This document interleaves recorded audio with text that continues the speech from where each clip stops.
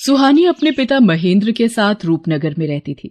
बचपन में जब सुहानी की मां का देहांत हो गया तो उसके पिता ने दूसरा विवाह कर लिया। सुहानी की सौतेली मां सुधा शादी के बाद अपनी बेटी ज्योति को भी साथ लाई थी।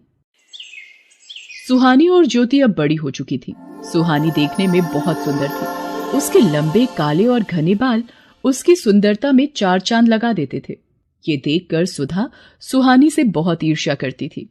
एक दिन, ज्योति, तुझे कितनी बार बोला है तू भी सुहानी जैसे सुंदर बालों वाली बन। देख उसके बाल कितने काले, लंबे और घने हैं। पता नहीं कितने महंगे महंगे इत्र और खुशबू वाली जड़ी बूटियां लाकर दी हुई हैं। पर तुझे घूमने से फुर्सत मिले तो तू बालों पर ध्यान देना। सुहानी को देख कितने सुंदर बाल है उसके।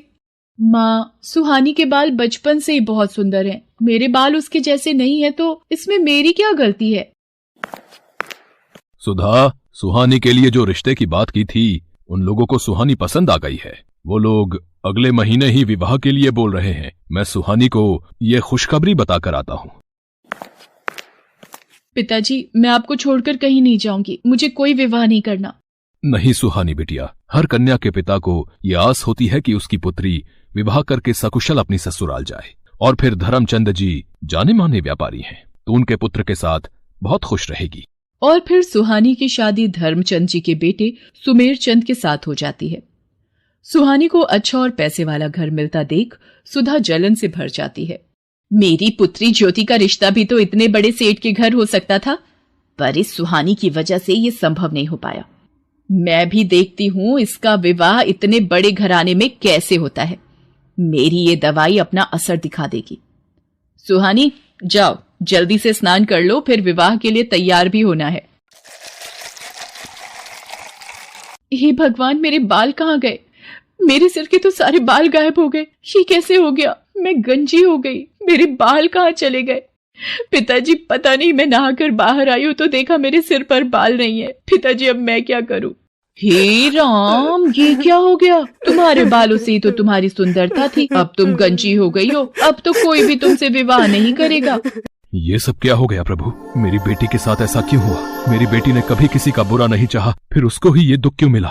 सुहानी का रिश्ता टूट जाता है। महेंद्र भी सुहानी को लेकर अब बहुत दुखी रहने लगा था। सुहानी जब अपने पिता को दुखी देखती तो वो भी फूट फूट कर रो पड़ती थी। और ऐसा होते देख सुधा और ज्योति मन ही मन बहुत खुश होती थी। अब तो नगर के लोग भी जब सुहानी को देखते तो उसे गंजी कहकर उससे डर कर भाग जाते।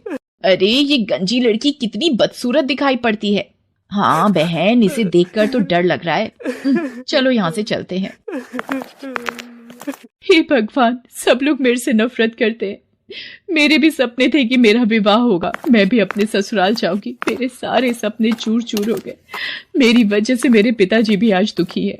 फिर मैं जीकर क्या करूंगी? तभी सुहानी के सामने उसकी माँ प्रकट होती है। माँ, आप कहाँ चली गई थी मुझे इस दुनिया में अकेला छोड़कर? मैं तुम्हारी मदद के लिए धरती पर आई हूँ। तुम बहुत अच्छी लड़की हो। अब तुम्हें निराश होने की आवश्यकता नहीं है। मैं तुम्हें ऐसे बाल दूंगी जिन्हें देखकर लोग तुम्हें कभी नहीं भूल पाएंगे। मैं तुम्हें सोने चांदी के बाल प्रदान करूंगी। जैसे ही सुहानी की माँ सुहानी के सिर पर हाथ फेरती है, सुहानी के सिर पर सोने चांदी के बाल आ जाते हैं। सोने चांदी के सुनहरे चमकते बाल सुहानी की खूबसूरती को और बढ़ा रहे थे। माँ, ये सोने चांदी के बाल तो बहुत खूबसूरत है। आपका बहुत बहुत धन्यवाद। आपने मुझे फिर से सुंदर बना दिया। आपने मेरी सारी परेशानी दूर कर दी। खुशी खुशी अपने घर जाओ सुहानी। अब कभी भी उदास नहीं होना। मेरा आशीर्वाद सदैव तुम्हारे साथ है। सुहानी खुशी खुशी घर की ओर चल पड़ती है। तभी रास्ते में नगर के राजकुमार की सवारी जा रही थी, इसलिए रास्ते पर चलते लोगों को कुछ देर के लिए रुकने के लिए कहा जाता है। नगर के राजकुमार को देखने के लिए कितनी भीड़ लग गई है। भीड़ में से निकलने की कोशिश करती हूँ। ये सोने चांदी के बाल वाली लड़की, अरे भीड़ में इसका चेहरा दिखाई नहीं पड़ रहा। कितने सुंदर बाल हैं इसके। कहाँ गायब हो गई? हम रथ से उतर कर भी नहीं जा सकते। ओहो, कितने सुंदर बाल थे उसके। वो तो खुद भी कितनी खूबसूरत होगी। सुहानी घर पहुँचती है। मैं अपने बालों को इस दुपट्टे से ढक लेती हूँ, नहीं तो माँ ढेरों सवाल पूछ लेंगी। मैंने इसकी ऐसी हालत कर दी है कि इसे अपने गंजे सिर को छुपाना पड़ता है। माँ, तुमने बहुत सही किया इस सुहानी के बाल गायब करके। सुहानी अपने कमरे में आ जाती है।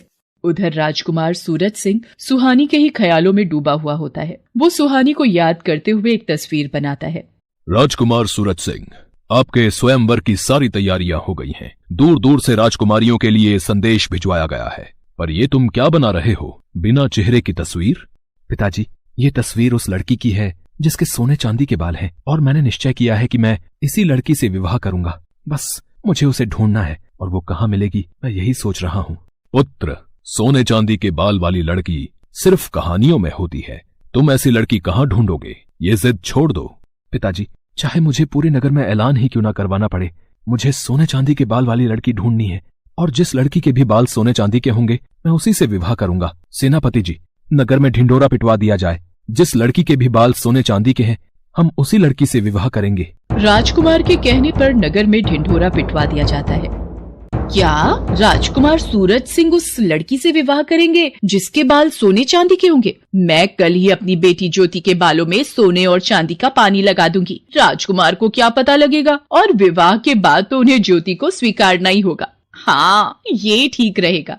सुधा की तरह ही नगर में बहुत सी औरतों ने जब ये बात सुनी तो उन्होंने अपनी लड़कियों के बालों में सोने और चांदी का पानी लगा दिया। अब तो नगर की बहुत सी लड़कियों के बाल सोने और चांदी के लगने लगे। ये देखकर सेनापति असमंजस में पड़ गया और वो राजकुमार सूरज सिंह के पास पहुंचा। राजकुमार सूरज सिंह जी, बहुत ही बड़ी समस्या आ गई है। नगर में जो भी लड़कियां विवाह योग्य हैं, उन सभी लड़कियों के बाल सोने और चांदी के प्रतीत हो रहे हैं। समझ में नहीं आ रहा है कि कौन सी लड़की है जिसके बाल सचमुच सोने चांदी के हैं। सच का पता लगाने के लिए मेरे पास एक उपाय है। नगर की सभी लड़कियों को राजमहल में बुलाया जाए। सेनापति नगर की सभी लड़कियों को राजमहल में आने का संदेशा देता है। ये लड़की कौन है? इसे भी महल में चलने का आदेश दो। सेनापति जी, पर ये तो गंजी है। सेनापति सुधा की बातों पर ध्यान नहीं देता और ज्योति के साथ साथ वो सुहानी को भी राजमहल ले जाता है। आप सबको मैंने इसलिए आमंत्रित किया है कि मैं अपने लिए उचित वधू ढूंढ सकूं, पर आप सबने ही अपने बाल सोने और चांदी के कर लिए। अब एक एक करके सभी कन्याएं इस फव्वारे के नीचे खड़ी होंगी और बालों की सच्चाई सामने आ जाएगी। ये क्या हो रहा है? अब तो ज्योति की सच्चाई राजकुमार के सामने आ जाएगी कि इसके बालों में सोने चांदी का पानी चढ़ा हुआ है। एक एक करके सभी लड़कियां फव्वारे के नीचे खड़ी होती हैं और उनके बाल धुलकर पहले जैसे हो जाते हैं। बस ये आखिरी लड़की रह गई है राजकुमार, इसे भी फव्वारे के नीचे खड़ा करना है। पर ये तो गंजी है, इसके बाल तो मैंने ये मैं क्या बोलने जा रही थी। इनमें से तो कोई भी लड़की सोने चांदी के बाल वाली नहीं निकली। पता नहीं वो कौन थी। बस ये आखिरी उम्मीद रह गई है। सुहानी घबराते हुए सिर से अपना दुपट्टा उतारती है। सुधा और नगर के सभी लोगों की निगाहें सुहानी के सोने चांदी के बाल देखकर दंग रह जाती हैं। सुहानी फव्वारे के नीचे खड़ी हो जाती है। उसके बाल तो सचमुच सोने चांदी के थे। ये देखकर राजकुमार खुश हो जाता है। हम तुमसे विवाह करना चाहते हैं, क्या तुम्हें मंजूर है? आपको पति के रूप में पाना मेरा सौभाग्य है, पर मेरे बिना पिताजी। सुहानी बेटी, अब वक्त आ गया है तू इस दुख भरी जिंदगी से आजाद हो जाए और खुली हवा में सांस ले सके। तुझे जीवन में बहुत दुख मिले हैं, पर अब राजकुमार सूरज सिंह के साथ विवाह करके तुम बहुत खुश रहोगी। सदा खुश रहो मेरी बच्ची। सुहानी को उसकी अच्छाई का फल मिल जाता है और राजकुमार सूरज सिंह के साथ उसका विवाह संपन्न हो जाता है और सुधा अपने हाथ मलती रह जाती है।